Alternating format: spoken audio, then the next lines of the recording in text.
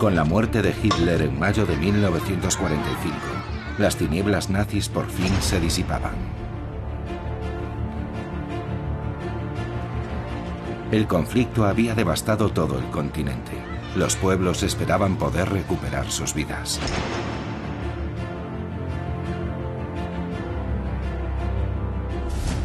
Pero la Segunda Guerra Mundial no terminó cuando los cañones dejaron de disparar. Su violencia se prolongó hasta mucho después de la capitulación del Reich. Europa siguió siendo durante mucho tiempo una tierra ensangrentada.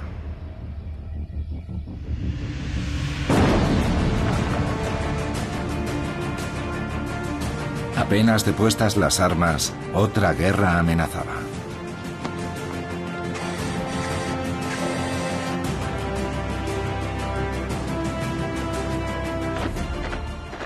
Un telón de acero ha caído sobre el continente. Solo unos años bastaron para pasar de la peste negra a una tiranía igual de temible. Después de Hitler, primera parte.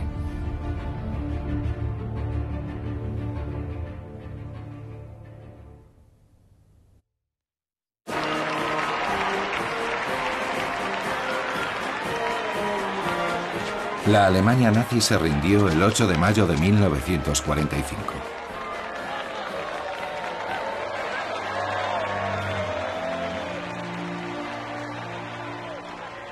Se acabó, se acabó, se escuchaba en todos los países que celebraban la victoria.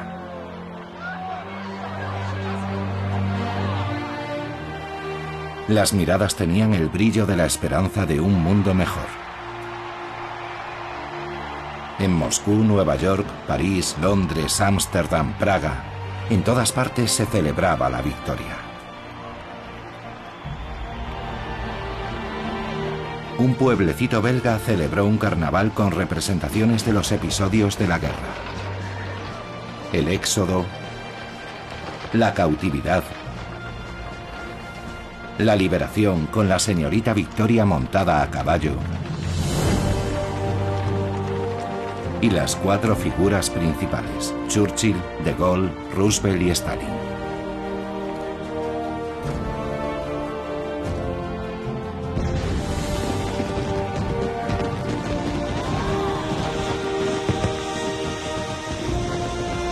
Alegría sincera, pero efímera. Porque aunque la Alemania nazi había sido derrotada, Europa estaba aniquilada.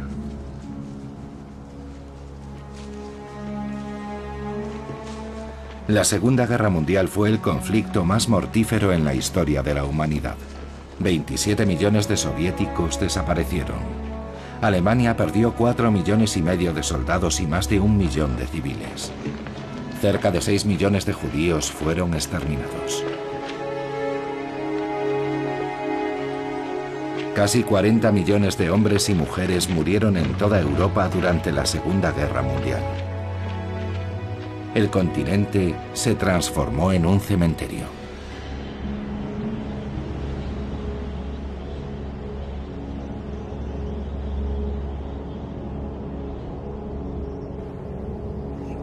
Los supervivientes lloraban a los muertos, pero también soportaban el peso de las ruinas. En la Unión Soviética, la ocupación alemana arrasó más de 70.000 ciudades y pueblos. En Francia, cientos de miles de edificios fueron destruidos. Brest se convirtió en una ciudad fantasma.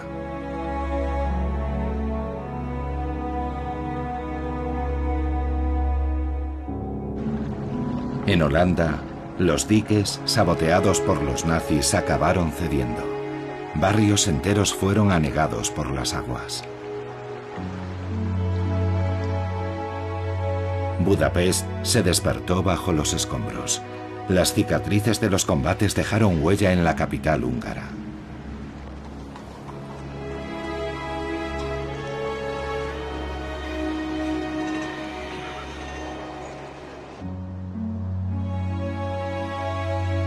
En cuanto a Berlín, Tenía el aspecto de un esqueleto.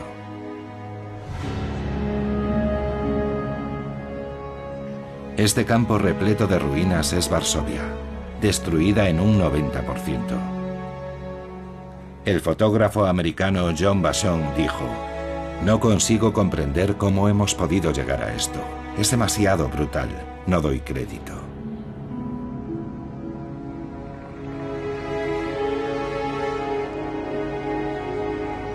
Nunca antes el continente había sufrido un cataclismo de tal magnitud.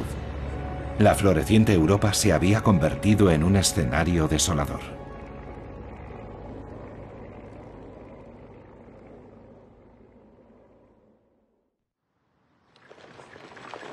A partir de mayo de 1945, cientos de miles de civiles alemanes empezaron a regresar del campo en donde se habían refugiado, huyendo de los horrores de la guerra. No había combustible. Hitler quería un Reich que durase 1000 años, pero hizo retroceder a su pueblo 1000 años.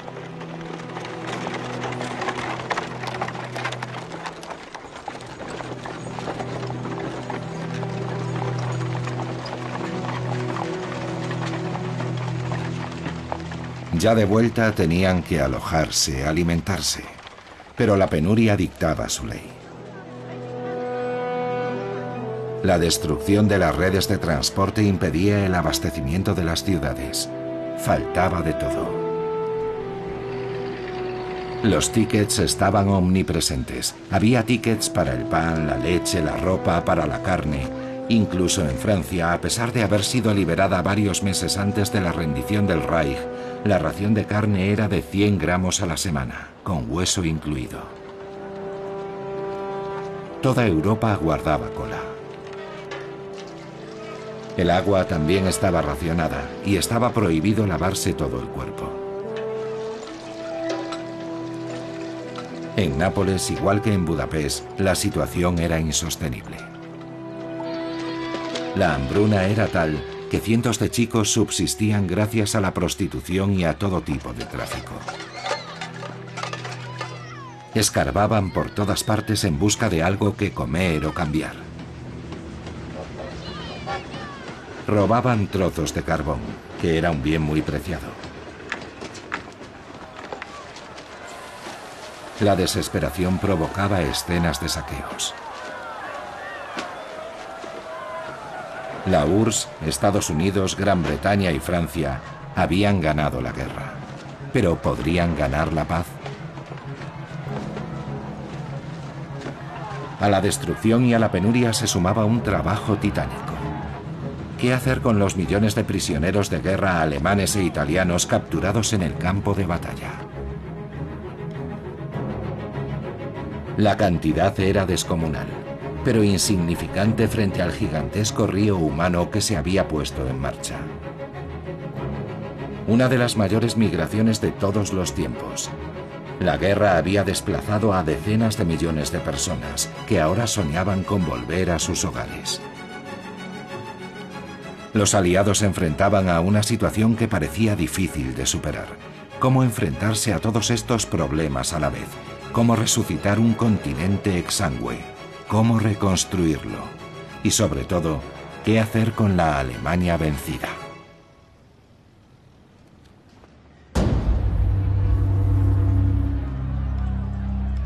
De momento, Berlín estaba en manos soviéticas, ya que fueron los primeros en entrar en la ciudad.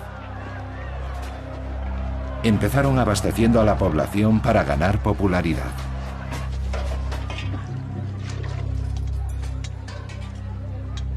Bonito escaparate, pero lejos de las cámaras, los liberadores soviéticos sacaban provecho.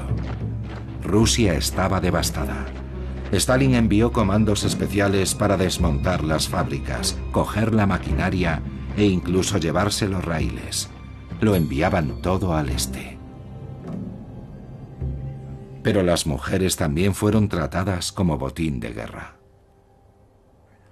El Ejército Rojo violó a más de 2 millones de alemanas, como esta mujer anónima. Para ella, igual que para muchas otras, la guerra se prolongó hasta mucho después de la capitulación del Reich.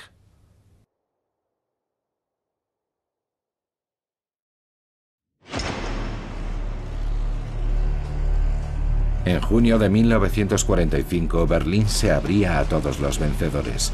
El norteamericano Eisenhower, el inglés Montgomery, el ruso Zhukov y el francés Delattre se reunieron allí. Todos estaban de acuerdo. Había que dividir Alemania. Según lo acordado en la conferencia de Yalta, norteamericanos, rusos, ingleses y franceses se dividieron el país. Cada cual administraría una zona. Situada en zona soviética, Berlín sería igualmente dividida entre los 4 aliados. La ciudad tenía que simbolizar la cooperación entre las potencias vencedoras. Los aliados saboreaban juntos la victoria. Sin embargo, el optimismo manifiesto ocultaba bastantes discrepancias, que no iban a tardar en salir a la luz. De momento todo iba bien. Se pusieron los primeros carteles que dividían la ciudad. Las atractivas reclutas del Ejército Rojo dirigían la circulación, mientras que los ocupantes tomaban los barrios. Graben si quieren, yo tengo que seguir con mi trabajo.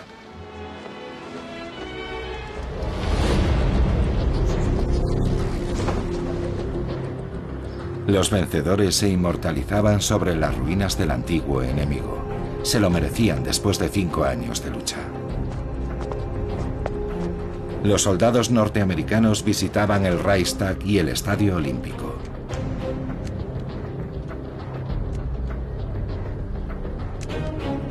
Luego se dirigían al lugar en el que supuestamente el cuerpo de Hitler había sido incinerado. Todavía podían verse los bidones de gasolina. Obsesionados por la supervivencia, los alemanes se olvidaron muy pronto del Führer, su Führer. Un joven berlinés escribiría: ahora todo el mundo le da la espalda a Hitler, nadie estaba ahí, pero hubo muchas persecuciones y nadie las denunció. Pero los aliados no lo habían olvidado. Para ellos los alemanes seguían siendo peligrosos. No se podía confiar en ellos. Las tropas norteamericanas habían recibido una orden muy clara. Bajo ningún concepto se podía fraternizar. En algún lugar de esta Alemania hay secciones de asalto, invisibles, escondidas entre la gente, pero os observan y os odian. Cada alemán es un potencial foco de problemas. No fraternicéis con ninguno de ellos. Los alemanes no son nuestros amigos.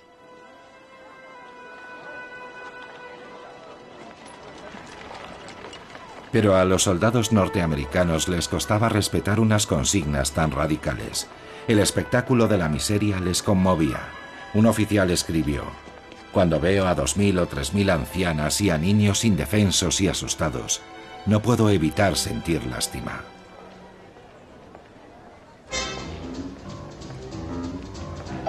Además, los soldados llevaban meses sin estar con una mujer. Un agregado militar contó: para un hombre que se muere de aburrimiento con los otros chicos de la compañía, todo lo que lleve faldas es excitante y las mujeres alemanas son muy atractivas e incluso sexys. Los soldados americanos y las Fräulein se atraen como el imán y el acero. A orillas del lago Wannsee, las alemanas se rendían de buen grado a los vencedores. Pero el tópico romántico escondía una realidad mucho más sórdida. En una Alemania carente de todo, los soldados podían conseguir a cualquier chica a cambio de una tableta de chocolate o de una pastilla de jabón. En los bailes, cada vez menos chicas bailaban juntas y abundaban las prostitutas, profesionales u ocasionales. Los alemanes maldecían a los ocupantes que les quitaban a las mujeres, pero no podían competir con las raciones de los soldados yanquis.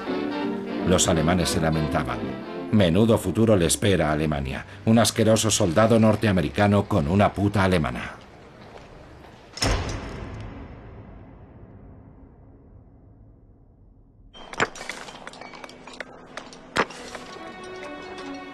En las ciudades destruidas imperaba la urgencia.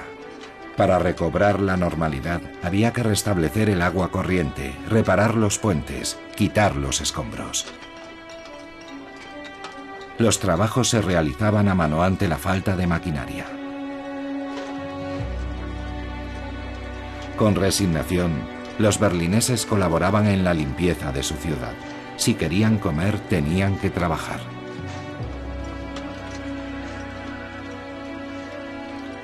Miles de mujeres se organizaron para quitar los millones de toneladas de escombros que cubrían la ciudad. Las apodaron las Trümmerfrauen, las mujeres de los escombros. A cambio de pan o algunos marcos, trabajaban hasta la extenuación.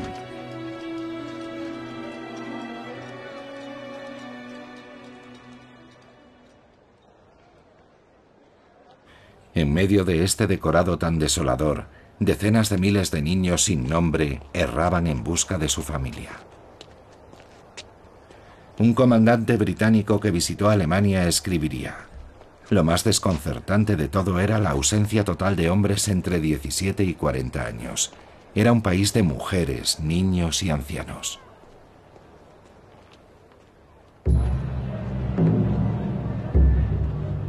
¿Dónde estaban los maridos, los hijos y los padres? ¿Habían muerto o estaban presos? Los aliados mantenían presos a más de 11 millones de prisioneros de guerra. Mantenerlos era muy caro, así que tenían que ser productivos. Los vencedores se repartieron a los presos y les asignaron la reconstrucción de los países que habían destruido. Eran esclavos modernos. La población los alquilaba a cambio de un salario irrisorio.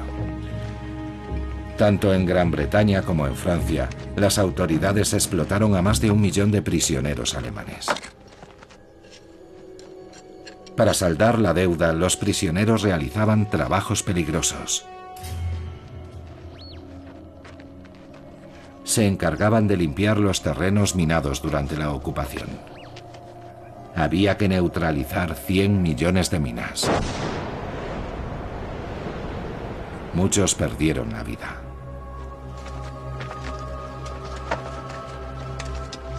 Para enfrentarlos a sus crímenes, algunos tuvieron que exhumar de las fosas comunes los cadáveres de sus innumerables víctimas.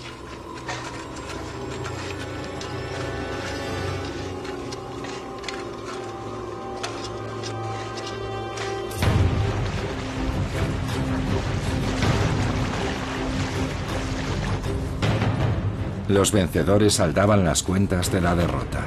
Administraban la Alemania dividida y a los millones de prisioneros, pero muy pronto se vieron desbordados.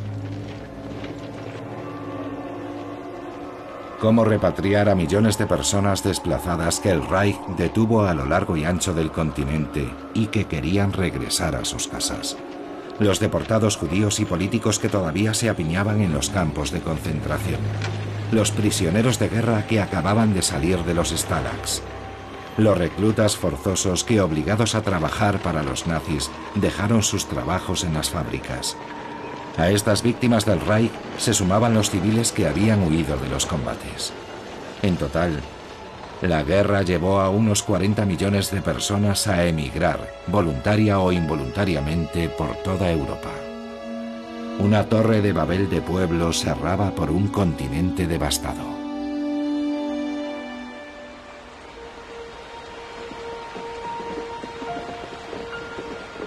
Filas infinitas de personas cruzaban por un improvisado puente en el centro de Alemania.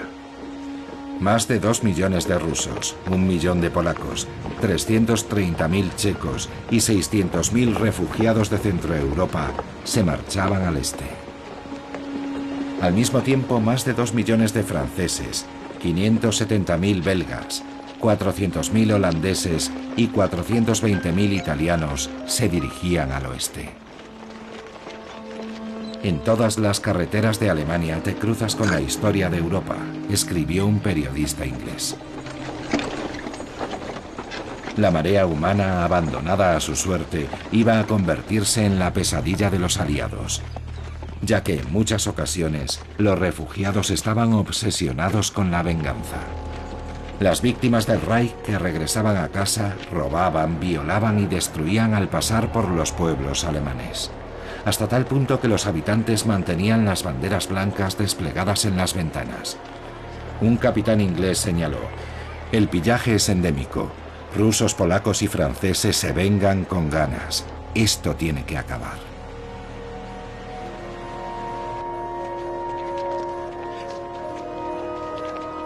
En todas partes la guerra había minado la dignidad humana. En los campos de la muerte los prisioneros liberados a menudo se tomaban la justicia por su mano con los que habían sido sus verdugos. Un deportado declaró: cuando fui liberado, pensaba que teníamos que borrar a Alemania del mapa. Algunos nazis intentaron escapar a su suerte mezclándose entre las víctimas. Los norteamericanos pedían a los deportados que los identificasen y en ocasiones les dejaban satisfacer sus deseos de venganza.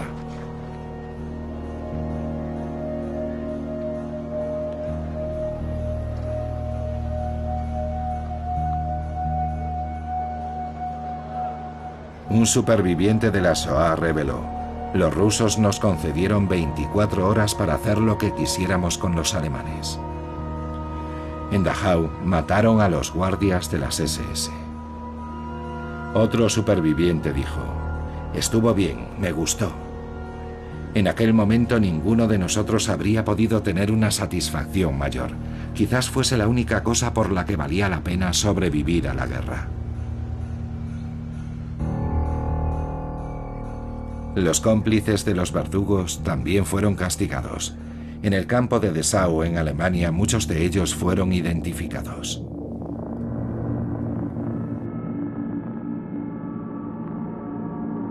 El fotógrafo Henri Cartier-Bresson fue testigo de la escena y la inmortalizó.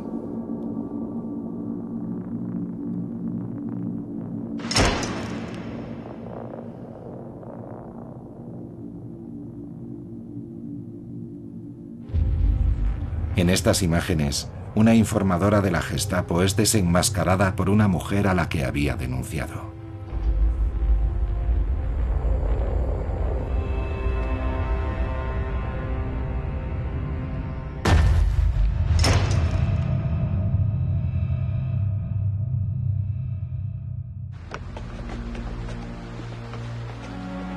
Había que acelerar urgentemente el regreso de la población. Una operación delicada, ya que los desplazados podían propagar una epidemia invisible: el tifus.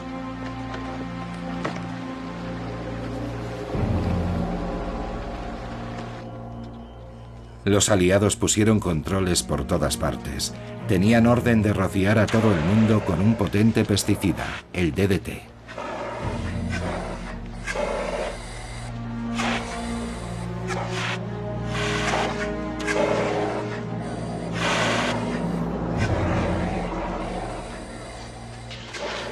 Un hombre declaró: se nos meten los polvos de DDT en la boca, en los pantalones, en las orejas, en la nariz.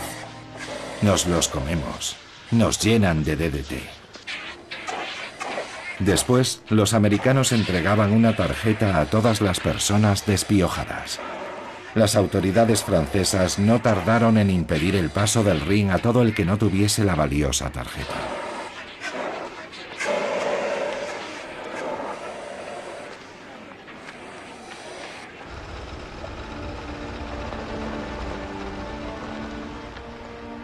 No todos los supervivientes de la Shoah pudieron emprender el regreso. Algunos estaban demasiado débiles y enfermos. Los aliados tardaron algún tiempo en comprender el suplicio por el que habían pasado. Porque aunque la mayoría de los prisioneros del Reich sobrevivió, solo el 2% de los judíos escapó de un exterminio programado. No habían previsto nada para su tratamiento. Tuvieron que improvisar. Alimentaron a todos los supervivientes sin tomar precauciones. Durante las 6 semanas que siguieron a la liberación del campo de Bergen-Belsen, 13.000 deportados murieron de tifus o de malnutrición, ya que estos hombres debilitados y hambrientos no pudieron soportar una alimentación demasiado rica.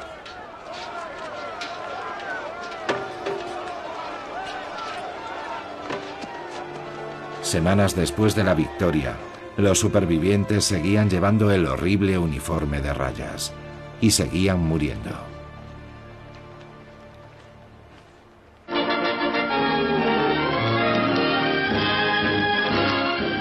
Es un momento histórico. Lord Halifax llama a la votación para aprobar la Carta de la Organización Internacional. Los líderes de las 50 delegaciones de Naciones Unidas se han levantado. El voto es unánime. Ha nacido la Carta de un nuevo mundo. Mientras el caos dominaba Europa, en San Francisco la Organización de las Naciones Unidas ratificaba su carta el 26 de junio de 1945. Sus representantes deseaban desterrar para siempre la guerra entre los pueblos. Naciones Unidas alivió el sufrimiento del viejo continente proporcionándole una ayuda urgente. Su agencia para los refugiados, la UNRWA, envió productos de primera necesidad: patatas, materia grasa, carne, jabón, ropa, cubriendo las necesidades de millones de personas.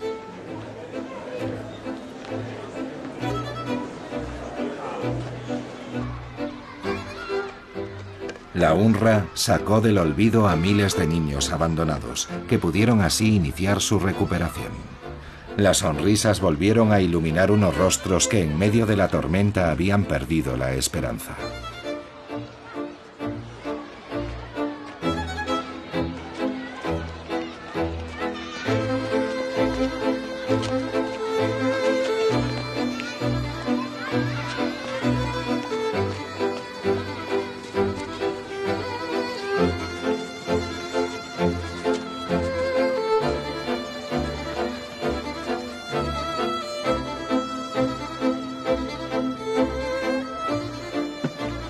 La agencia reagrupaba a las personas desplazadas por nacionalidades y se encargaba de organizar el regreso.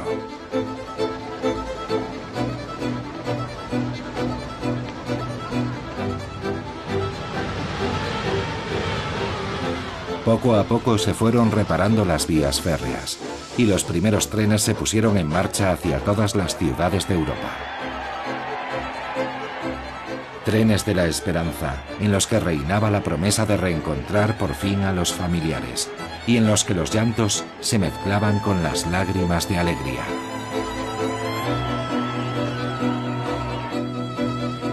Por fin se atendió la premura de las personas desplazadas. Se realizaron auténticas hazañas.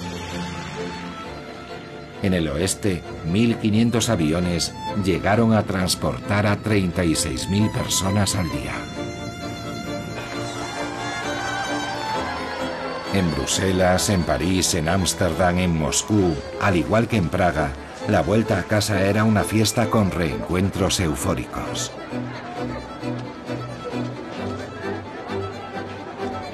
Un cabo que había pasado 5 años como prisionero dijo a su regreso: "En este andén está lo que más quiero, toda mi vida, mi mujer y mi hija. Todavía no soy consciente de que vuelvo a ser un hombre libre".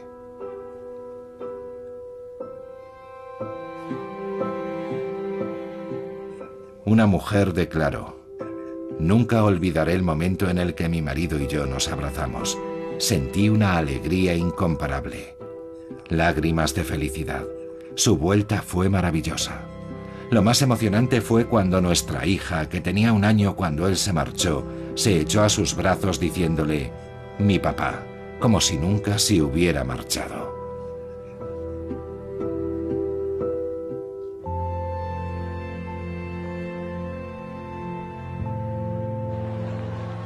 Pero en la intimidad, algunos reencuentros fueron agridulces.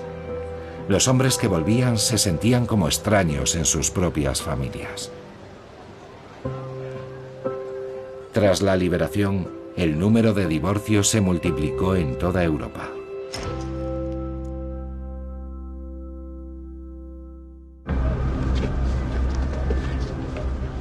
Mientras unos recuperaban sus hogares, otros no encontraron más que ausencia. El regreso de los escasos supervivientes judíos fue especialmente doloroso. Estaban en un estado tan lamentable que fue necesaria una infraestructura hotelera para albergarlos. Los que fueron repatriados a París se alojaron en el Hotel Lutetia, antigua sede de los servicios secretos alemanes, transformado ahora en centro de acogida.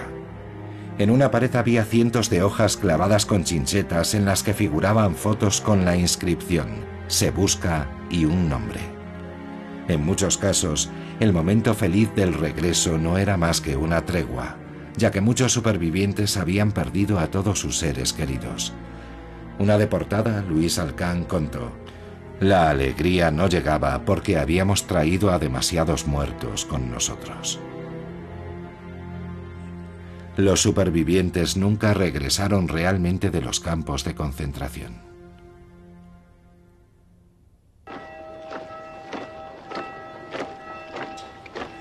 El nazismo había muerto, pero el odio antisemita permanecía.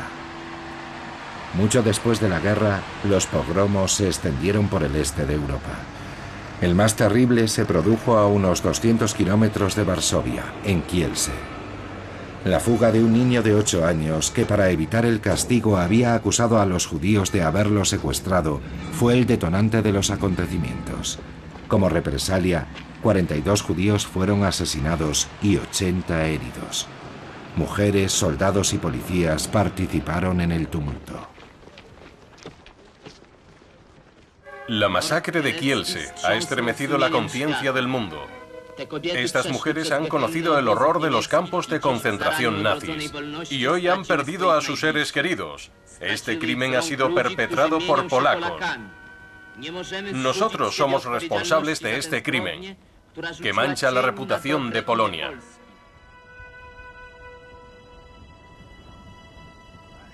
Un judío polaco afirmó: «Teníamos la sensación de estar viviendo sobre arenas movedizas. Queríamos volver a vivir como seres humanos. El pogromo de Kielce nos arrebató todas nuestras ilusiones. Era imposible permanecer allí ni un solo instante más». Los supervivientes se preguntaban a dónde ir. Muchos iban en busca de una tierra de acogida, como estos 900 huérfanos supervivientes de Buchenwald. Eran checos, polacos, húngaros. Todos intentaban, llenos de esperanza, rehacer sus vidas en el oeste. Los gobiernos de Europa Oriental les dejaron marchar, satisfechos al deshacerse de su minoría judía. En julio de 1945, en pleno centro de un Reich aniquilado, los tres grandes acudieron para establecer las reglas que regirían la posguerra.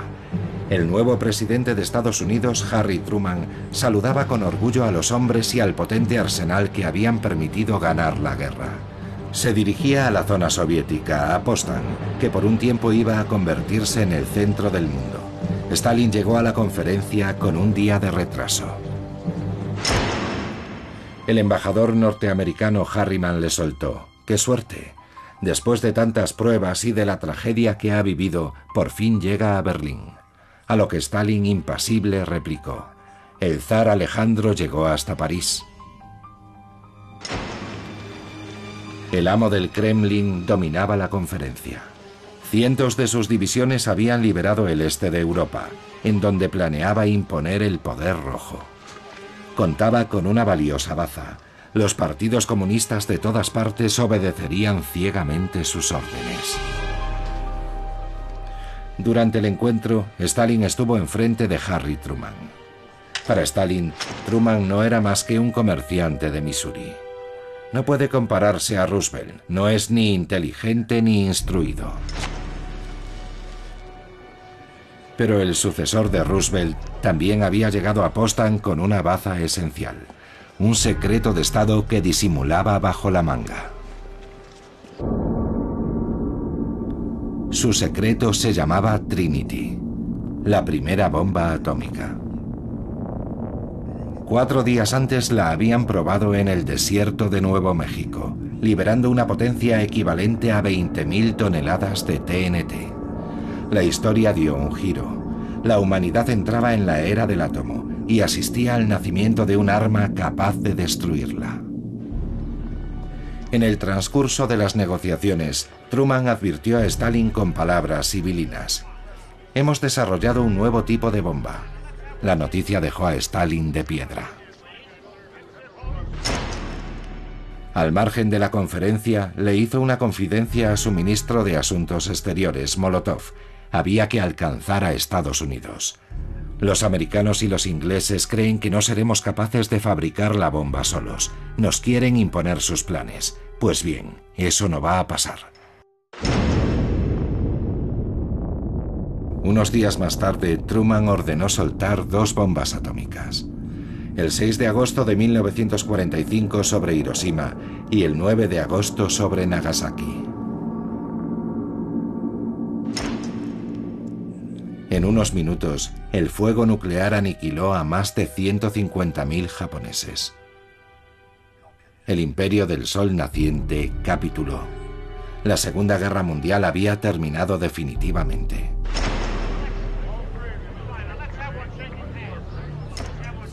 Stalin, que había llegado como amo y señor a Potsdam, comprendió entonces que el comerciante de Missouri era más fuerte de lo que parecía.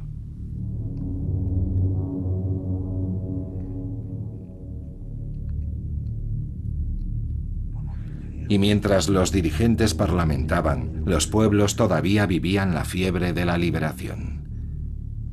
En Francia, Italia, Bélgica, Noruega y Dinamarca, las mujeres eran rapadas en lugares públicos.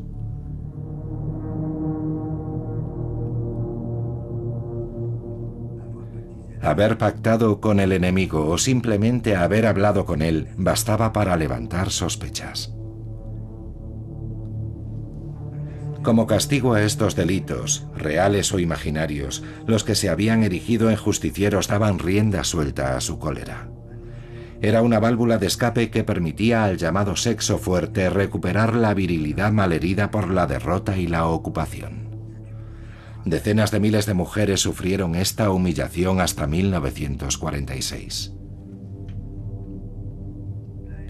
Pero el odio vengativo no solo cortaba el pelo, también cortaba las cabezas. En Cusset, en el departamento de Allier, un grupo enloquecido de personas sacó de la cárcel a 2 colaboradores. Y todo delante de la policía, que permitió que el grupo descargase su violencia. Un editorialista escribió: es como si el nazismo hubiese infectado a algunas almas, hasta el punto de convencerlas de que la violencia siempre es legítima. ¿De qué sirve haber triunfado sobre los bárbaros si lo que hacemos es imitarlos y ser como ellos?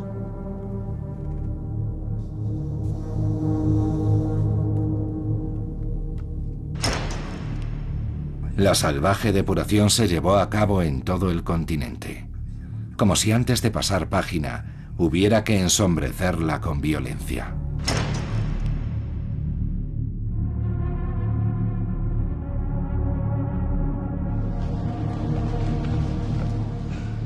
Después del tiempo de la cólera llegó la hora de los juicios. En Francia, Bélgica, Italia, Holanda y Noruega, cientos de miles de colaboradores fueron juzgados. Los verdugos tomaron el relevo.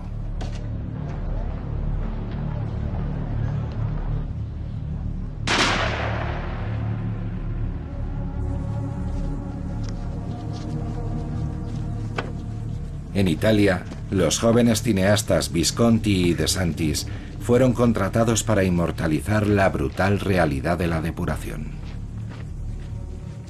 Pero las imágenes son engañosas. Muchos de los colaboradores fueron declarados en rebeldía o se libraron de los juicios.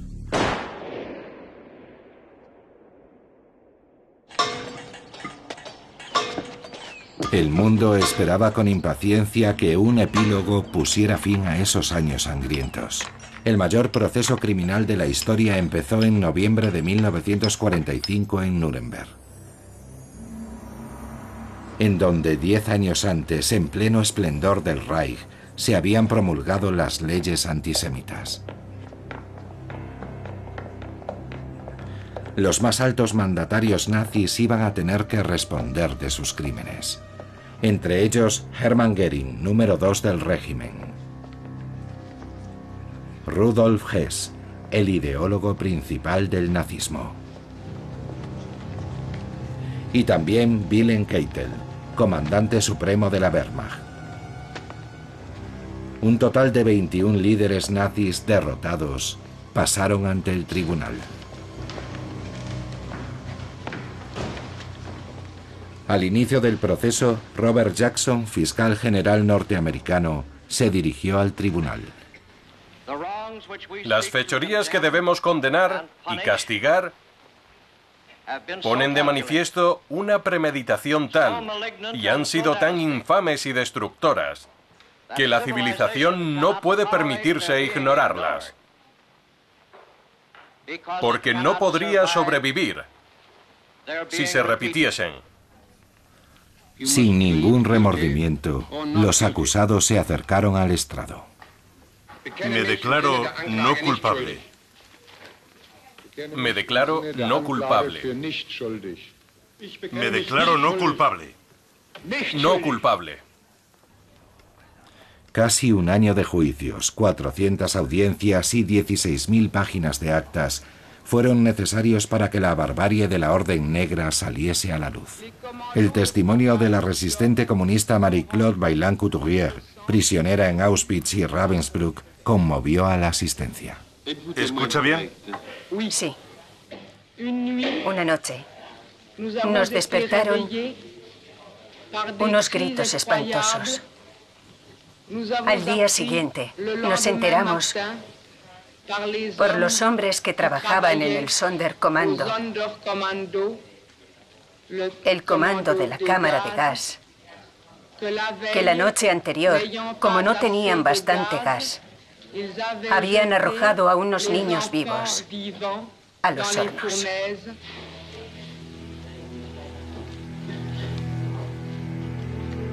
Para pronunciarse sobre lo incalificable, el Tribunal de Nuremberg aplicó por primera vez los términos genocidio y crimen contra la humanidad. Al de Nuremberg le siguieron cientos de procesos. Un tribunal juzgó por su crueldad a Ilse Koch, apodada la perra de Buchenwald. Aquella mujer coleccionaba la piel tatuada arrancada a los prisioneros y sus cabezas reducidas. Los macabros trofeos sirvieron como pruebas. Fue condenada a cadena perpetua. Los mayores criminales fueron ahorcados, como el verdugo nazi de Checoslovaquia, Karl Hermann Frank.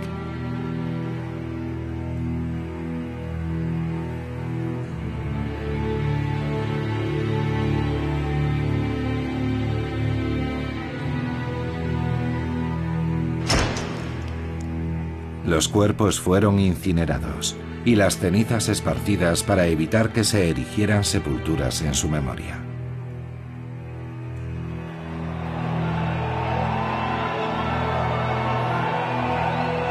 En Rusia, las ejecuciones atrajeron a miles de espectadores, satisfechos al ver cómo morían sus verdugos. Fuese cual fuese su alcance, la desnazificación quedó inconclusa. Los hombres de la división Das Reich habían incendiado el apacible pueblo de Oradour-sur-Glane y habían matado a 642 hombres, mujeres y niños. Pero su jefe, el general Lammerding, murió tranquilamente en su cama. ¿Y cuántos de los responsables de la solución final quedaron impunes?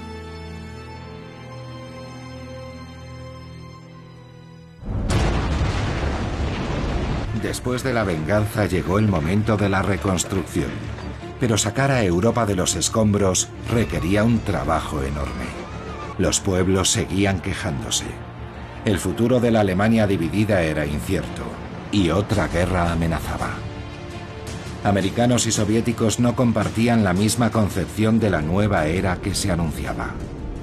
Los aliados habían ganado la guerra, pero ¿y la paz? ¿Iban a ganar la paz?